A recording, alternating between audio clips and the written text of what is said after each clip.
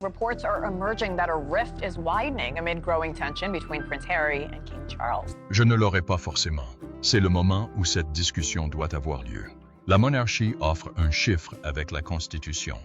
La princesse Anne a révélé l'une des dernières volontés du roi Charles, quelque chose de très personnel qui a surpris le prince William et le prince Harry. Dans une famille marquée par des tensions silencieuses et des distances inattendues, la demande du roi a laissé son fils effrayé et incertain quant à ce qui va suivre. La promotion inattendue.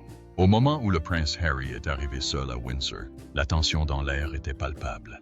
L'absence de Meghan n'était pas inouïe, provoquant des cris parmi le personnel avant même la fin de la réunion. En présence seulement de Harry, l'épouse a envoyé un message silencieux sur l'état de sa relation avec la famille royale. À l'intérieur des grandes salles, le silence était pesant. Le roi Charles avait rallié tout le monde sous son commandement, mais l'atmosphère était chargée de paroles inattendues.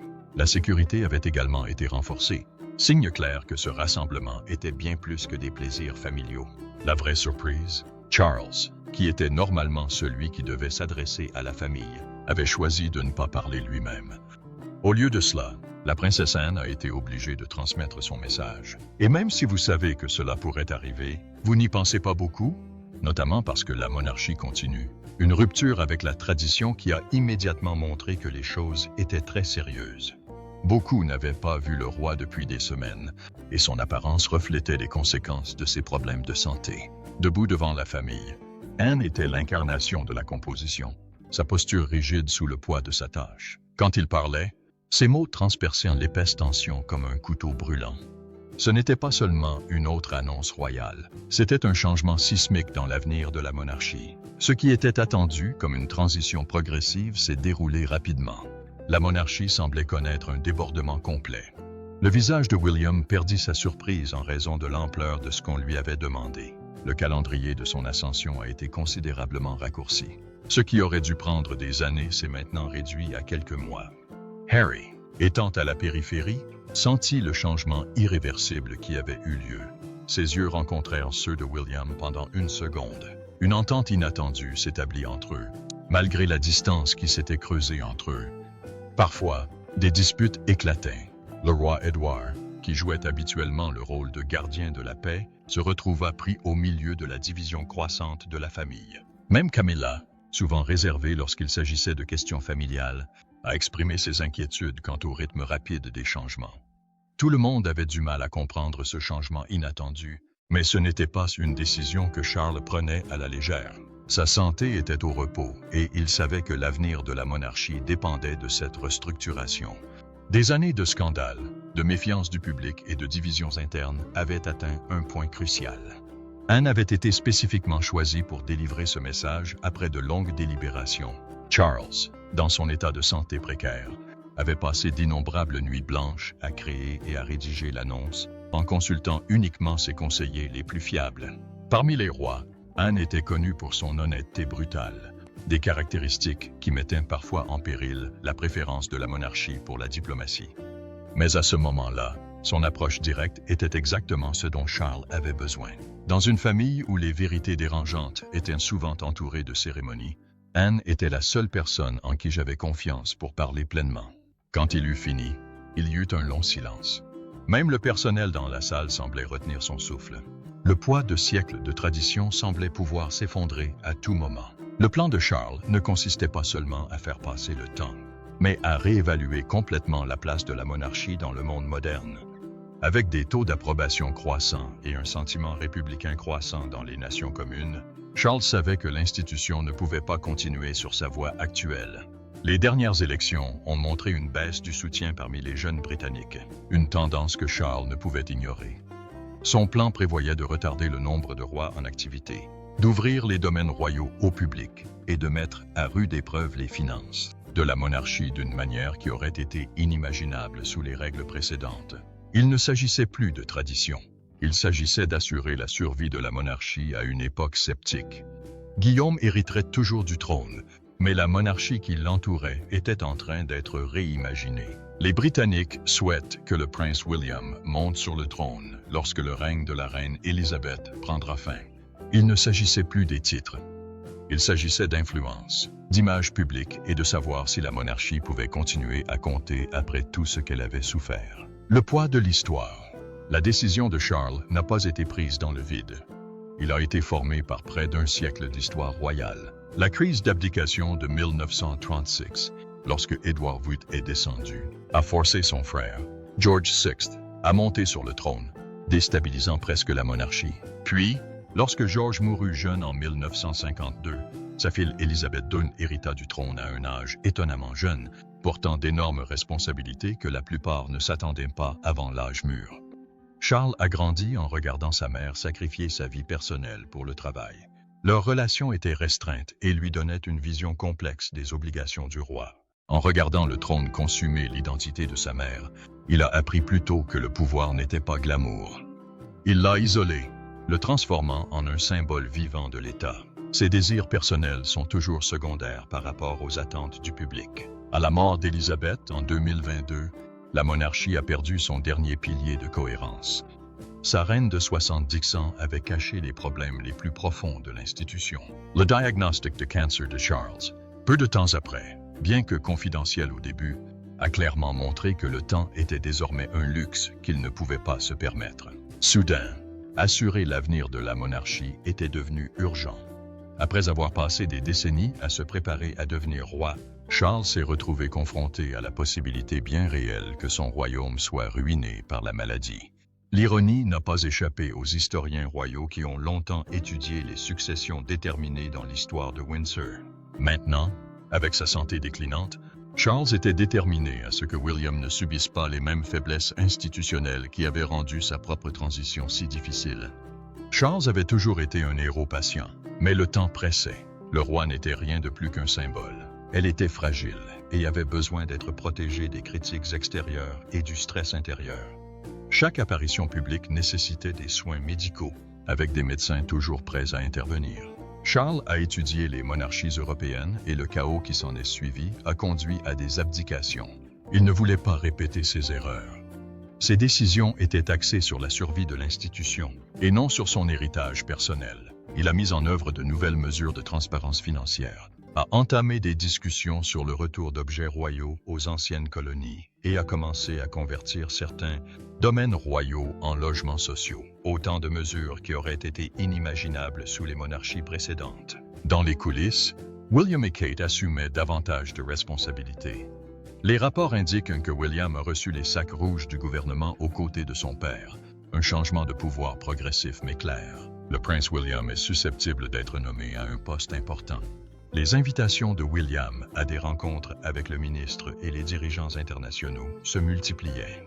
Il se préparait étape par étape à la présence du roi. Le rôle crucial de Kate s'est naturellement déplacé vers une position centrale sans annonce officielle ni fanfare. Là où Diana avait lutté contre les contraintes de la vie royale et Meghan les avait rejetées, Kate a fait preuve d'une adaptabilité remarquable. Elle a commencé à assumer seule des responsabilités, en gérant des programmes portant sur le développement de l'enfant et la santé mentale, et en aidant les dignitaires étrangers avec une confiance qui a impressionné même les diplomates chevronnés. Elle est devenue une figure de stabilité sur laquelle le public et la famille royale pouvaient compter. Bien que William détienne le chronomètre, Kate devient l'encre émotionnelle de l'avenir de la monarchie. Sa relation avec Charles est passée d'une relation formelle à une relation véritablement chaleureuse, le roi sollicitant de plus en plus ses conseils sur les questions familiales. Charles y reconnut la stabilité qui manquait initialement à sa propre petite maison. Malgré le grand nombre de personnes qui se sont mariées dans la monarchie, Kate a apporté de l'authenticité plutôt que des relations aristocratiques. Ses origines de classe moyenne, autrefois gentiment rejetées par certains villageois comme trop communes, représentaient désormais un lien vital avec la vie britannique ordinaire. La reine Élisabeth a reconnu très tôt sa présence stable, tandis que d'autres, comme Camilla, la voyaient initialement comme un défi potentiel à son influence. La force de Kate résidait dans sa capacité à rester ouverte, malgré son entrée dans une institution fondée sur la tradition et la hiérarchie. Sa capacité à gérer les défis publics a prouvé à maintes reprises sa valeur. Lorsque Meghan Markle a affirmé que Kate avait pleuré pendant les préparatifs du cottage, Kate est restée digne. Elle n'a fait aucune déclaration ni accordé aucune interview. Il a simplement continué son travail avec une plus grande visibilité. Cette restriction a démontré une force qui a impressionné les conseillers et le grand public. Ces ratifications d'approbation consistaient à démanteler la plupart des membres de la famille, y compris William à certains moments. Derrière les murs du monde, l'influence de Kate s'étend au-delà des apparitions publiques. Elle a modernisé certains aspects de l'héritage de la reine, insistant sur le fait que ses enfants ont des expériences en dehors de la bulle des privilèges. Elle a gagné la confiance grâce à son jugement et à sa constance lors de réunions privées de confort, tandis que d'autres créaient l'actualité avec des scandales. Kate a construit sa crédibilité grâce à des services connexes. Lors du couronnement de Charles, sa présence a signalé la direction de la monarchie, l'avenir se tenant avec confiance aux côtés du présent, prêt à avancer lorsque cela était nécessaire. Sa relation avec les jeunes membres de la famille royale, en particulier la princesse Charlotte et le prince Louis, l'a établi comme le centre émotionnel de la famille. Le personnel rapporte que même les corgis notoirement difficiles de la reine réagissent positivement à sa présence.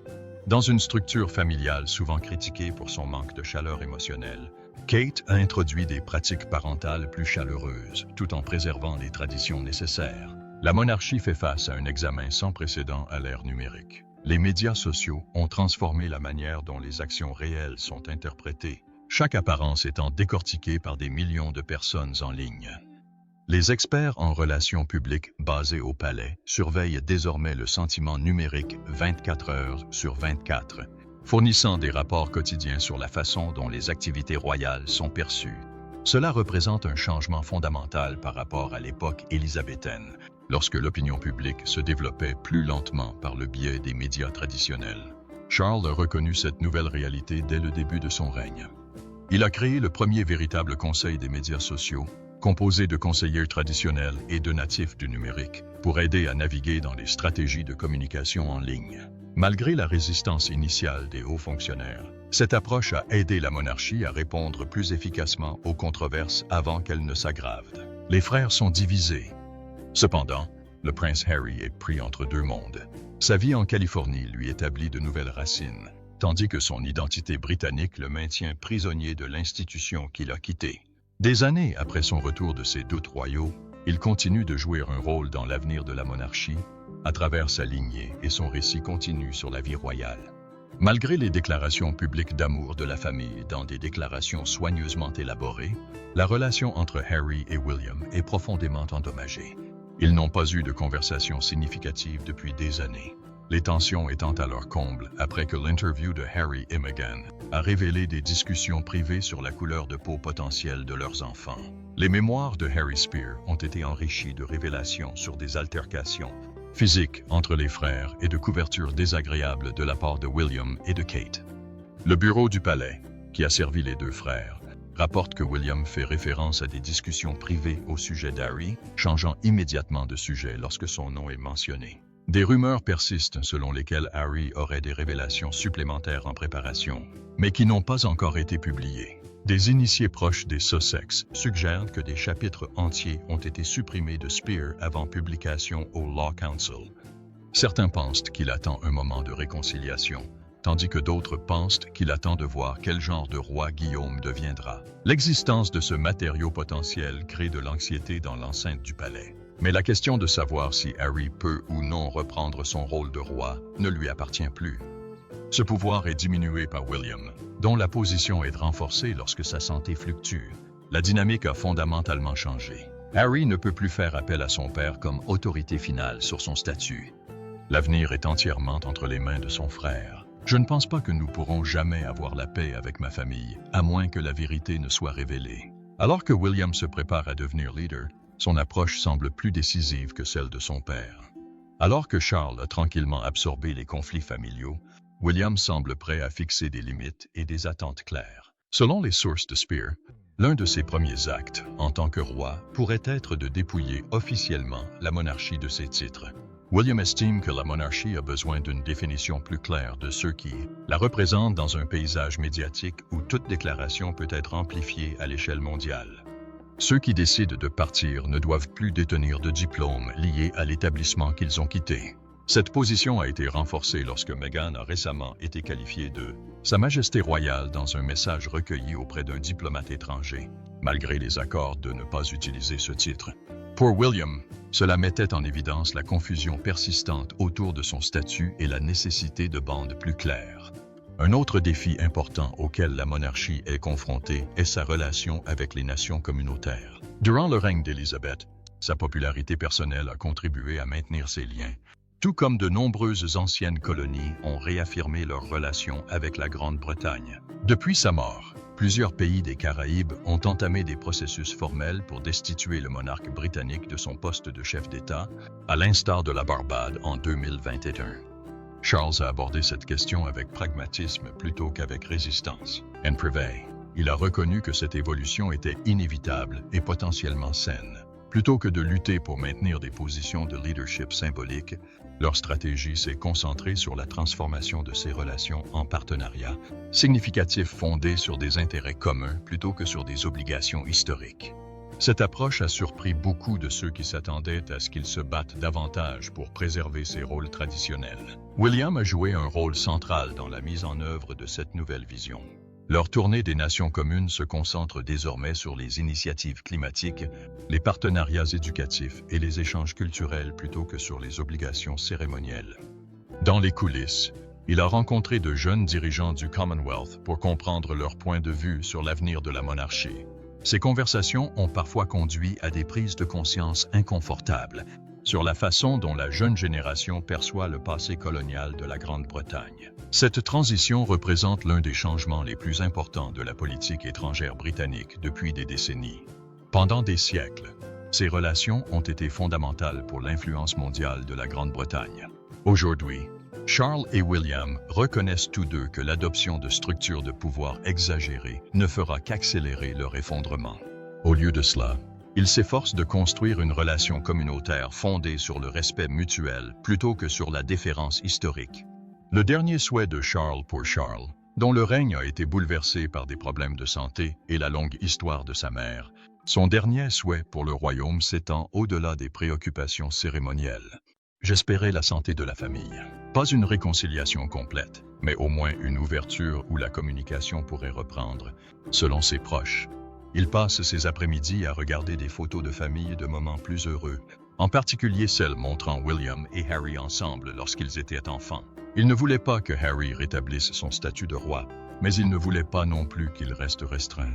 Le roi a maintenu une communication privée avec Harry par l'intermédiaire d'intermédiaires de confiance, même lorsque la conversation directe devenait trop difficile. Charles croyait que les liens familiaux impliquaient des responsabilités qui ne pouvaient pas être simplement éradiquées par la distance géographique ou les désaccords publics. Son opinion a été approuvée, cherchant à protéger la monarchie en reconnaissant les liens du sang qui transcendaient les préoccupations institutionnelles. J'espérais laisser derrière moi non seulement une institution fonctionnelle, mais aussi une famille que je n'avais pas complètement séparée. Cette inquiétude s'est intensifiée à mesure que sa santé déclinait, créant un sentiment d'urgence autour des blessures de la famille avant même que l'heure ne soit venue. La princesse Anne a transmis ce message avec la franchise qui la caractérise lors de la réunion de Windsor. En tant que personne respectée par William et Harry, leur approche considérait la réconciliation comme une question de devoir plutôt que d'émotion. Mais même elle comprenait que la réconciliation dépendait de la volonté des deux parties. Quelque chose dont elle doutait intérieurement qu'il existe dans une mesure suffisante pour favoriser la division. L'équipe médicale du roi a déconseillé tout stress émotionnel pendant son traitement, rendant impossible toute intervention directe dans la relation des frères. Au lieu de cela, il a chargé ses conseillers les plus fiables de créer un modèle de communication qui pourrait être déclenché au moment opportun. Ces plans sont conservés dans une boîte privée de son bureau personnel, pour être mis en œuvre si son état de santé s'aggrave considérablement. La monarchie peut planifier des cérémonies et faire des déclarations, mais elle ne peut pas guérir les blessures émotionnelles par décret royal. On ne peut pas éviter les révélations publiques ni guérir les blessures privées par le biais du protocole. Charles a essayé de créer un espace de compréhension, mais il ne peut désormais plus contrôler si cette opportunité sera saisie, car son attention se porte nécessairement sur ses problèmes de santé.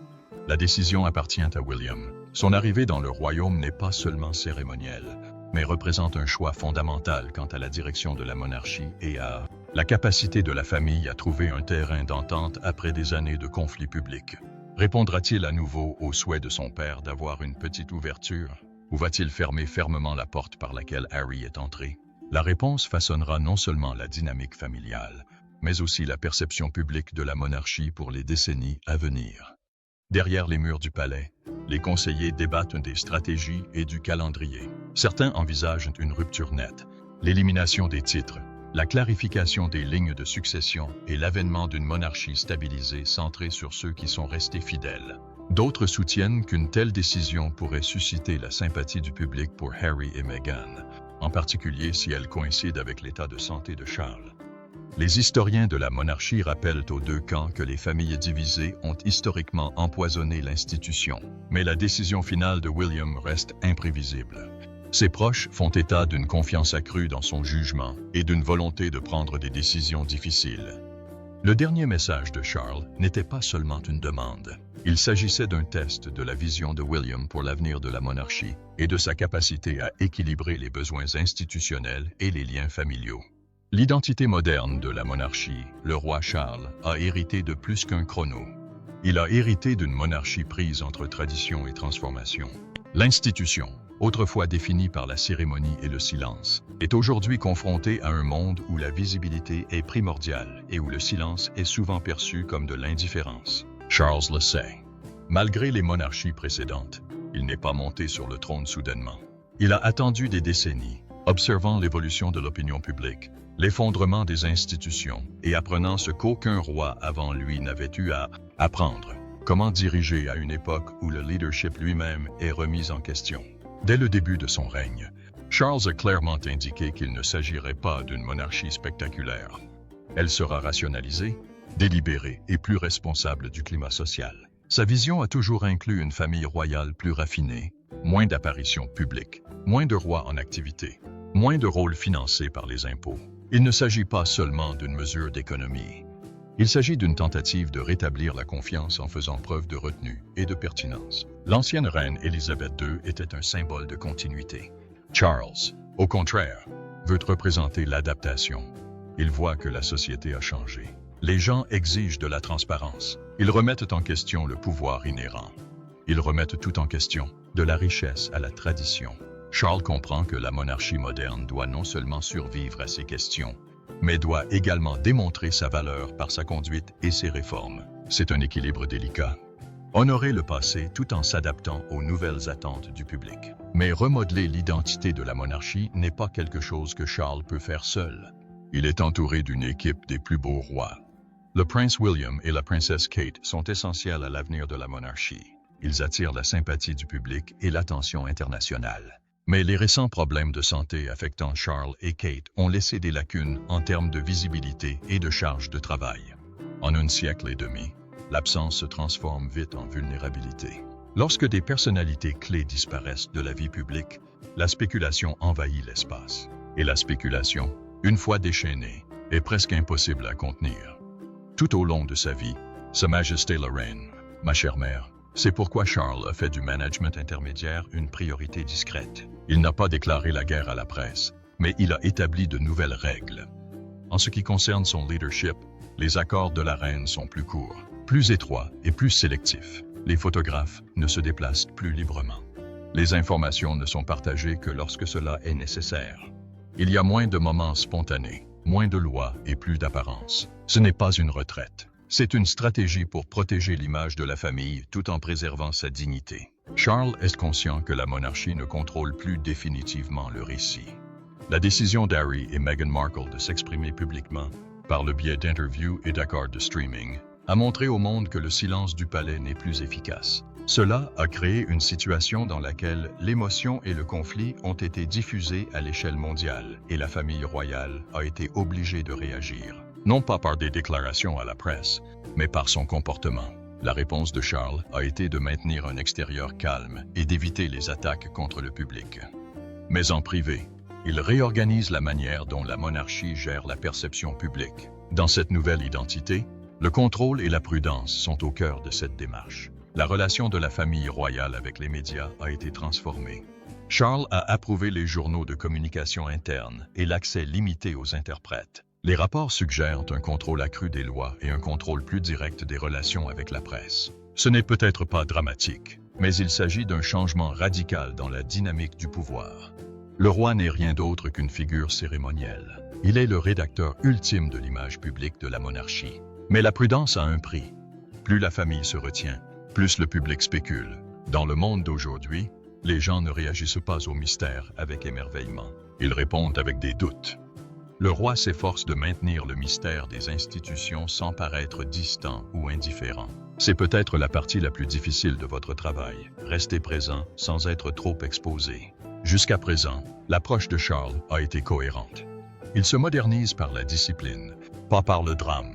Il remodèle l'identité de la monarchie en réduisant son échelle et en augmentant son contrôle. Il ne recherche pas la popularité, mais la légitimité. La légitimité, selon lui, doit venir de la responsabilité et non du charme. Cette version de la monarchie ne peut pas plaire à tout le monde. Il est plus silencieux, plus prudent et plus géré que jamais. Mais pour Charles, ce n'est pas une question d'attitude. Il s'agit de préparer l'institution à exister à une époque où rien n'est sacré et tout est public. Alors que Guillaume se trouve au seuil de son futur royaume, une décision pourrait changer à jamais le cours de la monarchie. Qu'en penses-tu? Doit-il honorer la dernière volonté de son père ou adopter une position plus dure pour le bien de la stabilité du royaume? Dites-le nous dans les commentaires.